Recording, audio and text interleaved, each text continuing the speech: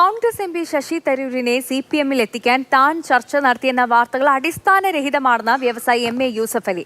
വാർത്തകൾ നൽകും മുൻപ് സത്യം അന്വേഷിക്കണമെന്നും അദ്ദേഹം ദുബായിൽ പറഞ്ഞു. ആര് വന്നാലും ആശംസ നേരുമെന്നായിരുന്നു പിണറായി വിജയൻ വീണ്ടും മുഖ്യമന്ത്രിയാകട്ടെ എന്ന് മുൻപ് ആശംസിച്ചതിനോടുള്ള MA യൂസഫ് അലിയുടെ പ്രതികരണം.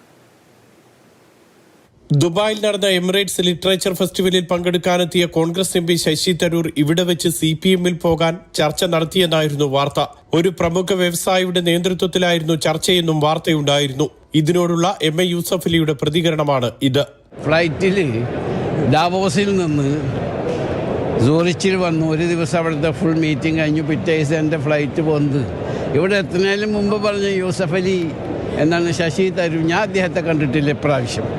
അദ്ദേഹത്തിന് കഴിഞ്ഞ 6 മാസം മുമ്പ് വന്നപ്പോൾ എൻ്റെ വീട്ടിൽ വന്നിരുന്നു, ഞങ്ങൾ കാണാറുണ്ട്. അപ്പോൾ അങ്ങനത്തെ അനാവശ്യമായ ഗോസിപ്പുകൾ ഇവിടെ ഈ ഗൾഫിലുള്ള പത്രക്കാർ ചെയ്യരുത്.